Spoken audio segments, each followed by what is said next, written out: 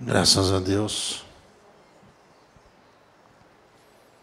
nosso Mestre, Jesus, um sábio no entendimento sobre os seres humanos.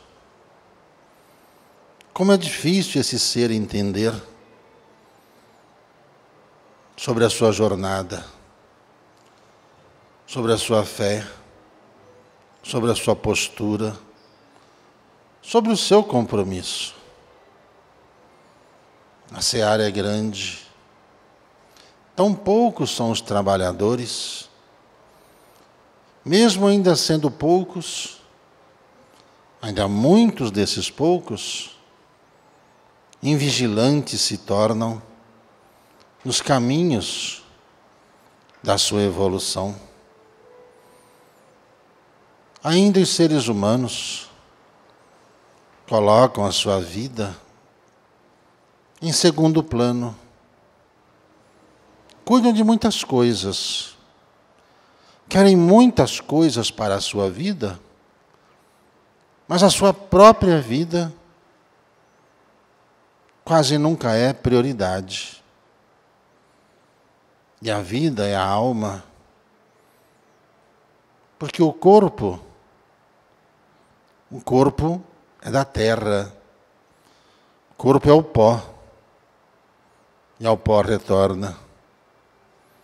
Mas a alma engrandece, a alma cresce, a alma melhora, a alma vive. E quando nós temos consciência disso, passamos a priorizar a nossa alma, porque passamos a entender que o nosso corpo é apenas a nossa alma manifestada. Se algo no corpo não vai bem, é porque algo na alma não está bem. E as mentes humanas, elas variam conforme a intensidade vibracional ou vocacional que se tem. Se nós não conhecermos as razões da nossa existência, nós passamos a vida inteira correndo atrás do nada, enquanto que o todo, que é eterno, a gente deixa para pensar quando a morte se avizinha, o problema aparece, a doença vem aí nos avisar. Formas estranhas de pensar, diante de conhecimentos que dizem ter. É tão difícil dominar os instintos. A mente, então, quase nunca se consegue dominar. Enquanto isso, o corpo e a vida vão refletindo aquilo que somos. E a vida, os problemas, o sofrimento, a nossa busca nunca para. Porque procuramos sempre noutro lugar o que está escondido dentro da nossa alma.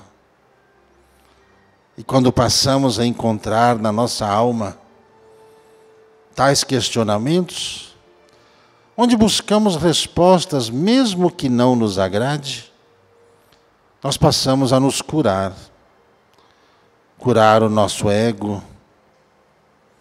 Nosso ego que às vezes é tão acusador, porque quase nunca nós nos vemos, mas sempre vemos os outros. E com isso nós nos ofendemos. E muitas das vezes deixamos de fazer o que devemos fazer, porque o nosso ego está com a nossa mente inflamada, com o nosso coração infeliz, decepção e raiva constantemente no dia a dia, faz nos tornar cegos. Cegos, e as doenças começam a somatizar. Tão certo está o Cristo em todas as suas assertivas. Quando nós cuidamos da alma primeiro, a vida no plano terra torna-se tão simples e fácil, tão comum viver, porque passamos a seguir esses passos, passos esses ensinados por Ele, de amor, de perdão, de caridade.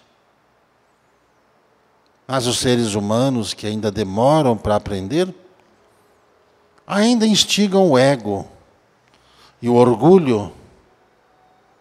O orgulho que nós sempre achamos que não temos,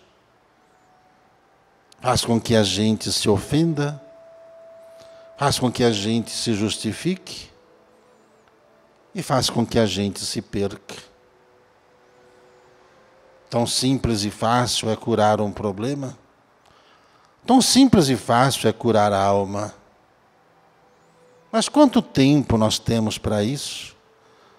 Diante de uma pressa, devido aos problemas que criamos, como se os outros não se importassem com a nossa causa. E às vezes nós não nos lembramos que as coisas com pressa sempre são mal feitas, e todo mal feito precisa ser refeito, e refeito com paciência e amor, mesmo na aparência de perder tempo, para ganharmos no tempo da vida a eternidade que queremos ter. Quantas tristezas e quantos problemas nós adquirimos porque não tivemos paciência. Quantas vezes nós nos perdemos porque o orgulho conversou com o nosso ego e falou-nos para nós pararmos tudo, porque nos ofenderam, ofenderam-nos e não olharam os nossos sentimentos. Talvez não vissem as sombras da mágoa que estava na alma, que sempre quer justificar as falhas e não corrigi-las. O refúgio de uma alma é a sua prece e o seu bem-querer. É tão fácil, é tão simples, com a paciência, olhar a nossa postura e ajudar-nos a evoluir. Vamos deixar um pouco as nossas razões de lado? Vamos deixar a nossa pressa para lá? Às vezes perdemos tanto tempo com a nossa pressa, que tantos infortúnios adquirimos, porque tivemos pressa de sair, de fazer, de aprender, e nada alcançamos de fato. Porque o orgulho, o ego, está assim tão perto de nós, tão dentro de nós, que nós fazemos questão de nem mensurá-lo na vida que temos. Jesus sempre foi amigo de todos. Jesus sempre andava passos firmes, seguros. Jesus não perdia tempo. Não ficava ali o tempo todo ouvindo as lamúrias. E quantas lamentações de todos os dias. Lamentam-se todas as coisas o tempo todo. E Jesus seguindo em passos firmes. Aqueles que apenas lamentavam e não se corrigiam, com seus medos habituais por não se cuidarem. Viam o mestre seguindo, lá no alto da colina, e sempre com um grupo de gente cada vez mais disposto a aprender, do que aqueles que ficavam para trás apenas lamentando, por Jesus não parar, apenas para ouvir as lamentações de cada dia.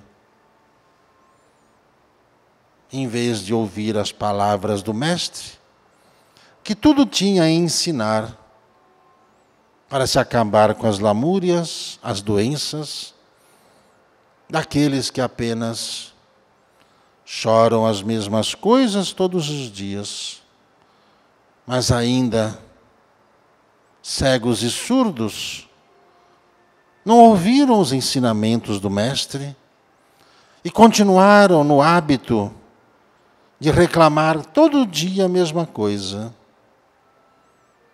Mas do Mestre nada ouviam, e por nada ouvir, nada aprendiam.